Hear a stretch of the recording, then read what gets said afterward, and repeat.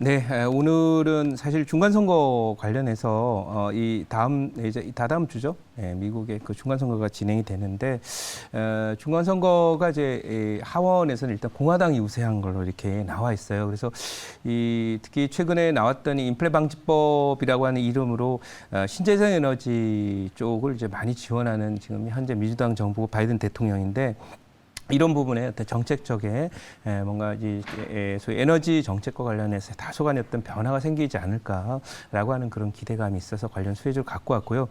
또 한편으로는 이 종목이 소위 조금 전에 말씀하셨던 이 네옴시티라고 하는 것하고도 또 살짝 엮여 있는 그런 상태고 오늘 이슈가 또 나온 것과도 연관이 돼 있기 때문에 어떤 종목인지 한번 보시기 바라고요.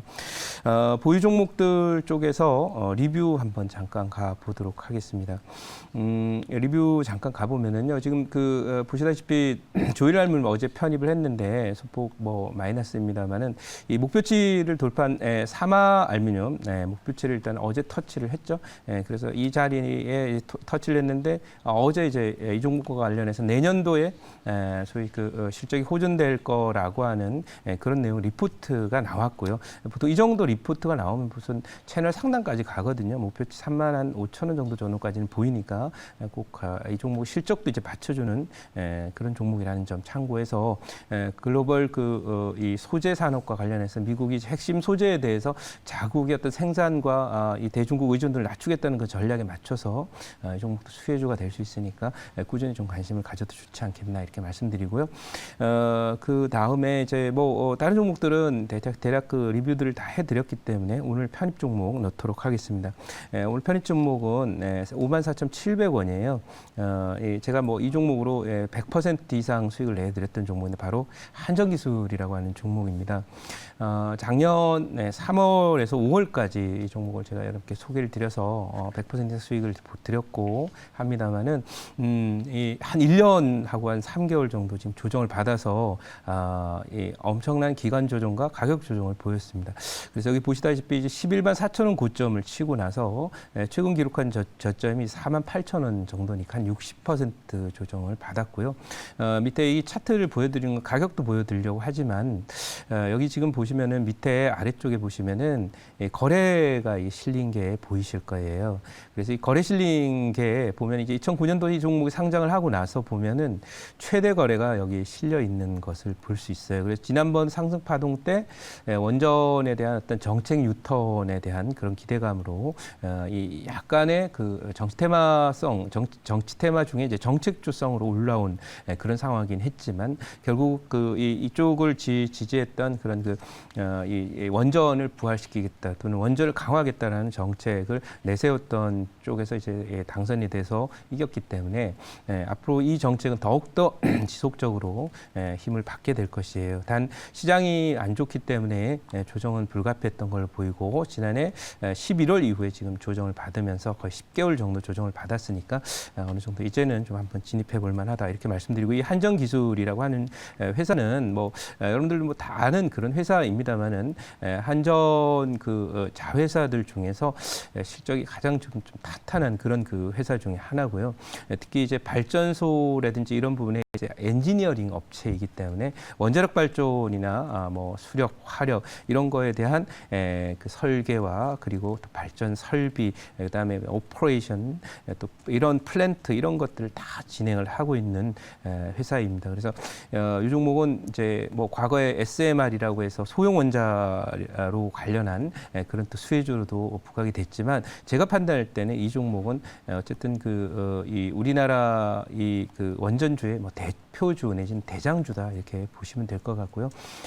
어쨌든 경기가 나쁘면 내년도 한 6월 이후 정도 되면은 정부도 그렇고 전 세계 각국 정부들이 경기 부양을 위해서 부양책을 쓸 거거든요. 그래서 그 과정에서 부양책을 쓴다면 각국 정부에서 이제 가장 주력을 밀고 있는 그런 산업들 내지는 활동들이 그 경기 부양책에 포함될 것으로 이렇게 예상이 돼서 그런 점이고 또 하나는 최근 유럽에서 보면 이제 원전을 이제 친환경으로 분류하려는 움직임들이 더욱더 거세지고 있고 또 노후됐던 그런 그 원전을 더 추가적으로 수명을 연장해서 가동하는 그런 모습들을 보아서 전력 부족의 문제는 탈러시아 내지는 러시아로부터의 에너지 자립을 위한 그런 투자들이 유럽이나 또 각국 아시아 정부나 또 이런 쪽에서 많이 진행이 될 거고 더불어 지금까지 원전에 대해서 그렇게 많은 관심을 가지 않았던 미국 쪽에서도 초소형 원전을 중심으로 한 투자들이 진행이 될 텐데 공화당이 바로 원전에 대해서는 좀 더 지원을 늘려야 된다. 뭐 전기차만 태양광만 밀지 말고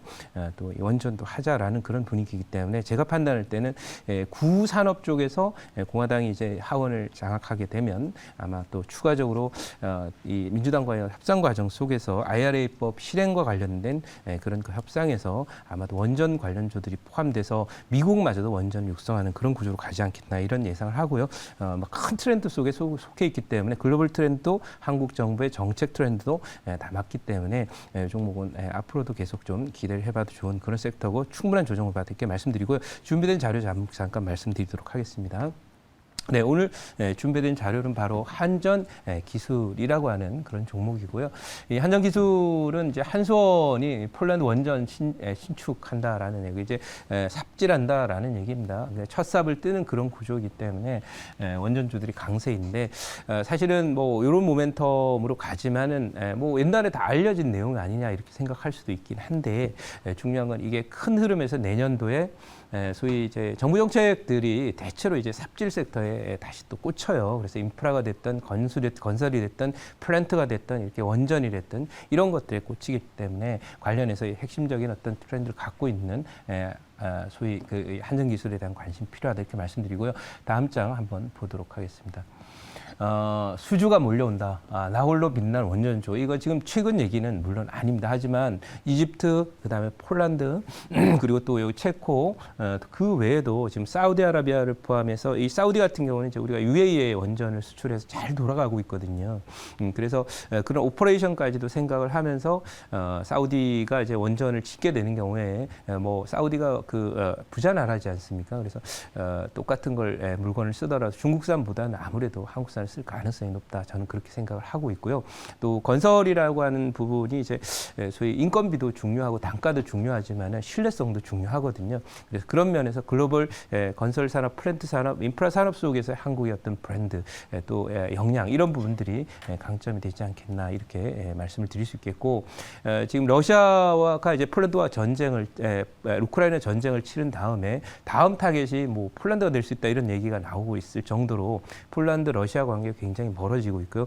또 폴란드 옆에 있는 나라들, 뭐 루마니아라든지 또 이 체코라든지 이런 국가들이 이제 결국 원전 투자를 할 수밖에 없어요. 에너지가 부족하기 때문에 그럴 때 우리도 수주 가능성이 계속 커질 것이다 이렇게 말씀드리고 다음 장 한번 가보도록 하겠습니다. 자, 다음 주는 이제 3주 남은 중간선거 바이든 친환경 에너지 정책 제동 걸릴까라고 했는데 이거를 이제 야당인 공화당이 하원을 장악했다고 해서 실행 못한다 이렇게 할 수가 없어요. 이미 법은 통과가 됐고 그 과정에서 어떤 이 수정이나 이런 부분을 통해서 공화당이 조금 더 껴넣고 싶었던 그런 것들을 넣을 것인데 거기에 수혜주로 지금 예상되는 것이 원전이다. 뭐 다른 것들은 민주당의 어떤 정책적인 스탠스가 있기 때문에 바꾸긴 어렵지만은 이 원전 같은 경우는 역시 친환경하고도 관련이 있기 때문에 이런 쪽이 수혜가 될 것이다라는 얘기는 저는 이 부분에 상당히 긍정적인 뷰를 갖고 있습니다. 자, 그러면 제자리로 가서 질문 한번 받아보도록 하겠습니다. 네, 제가 질문을 이제 해보도록 하겠습니다. 오늘 이제 오랜만에 이제 원전 관련주들이 좀 많이 올랐는데, 이제 그 미국의 이제 중간 선거하고 이제 또 결과하고 예상해가지고 좀 이야기를 또 뭐 많이 해주신 것 같습니다. 네. 자, 그래서 그 내용 그러니까 이제 그 공화당이 이겼을 때 원전 어떤 역량, 네. 그리고 뭐 민주당이 이겼을 네. 때 원전 역량이 또 어떤 또 큰 차이점이 있는지 네. 다시 좀 이야기 좀 해주세요. 사실 이제 이번에 그 민주당이 IRA법을 통과하면서 태양광하고 이제 전기차 쪽은 무지하게 밀었거든요.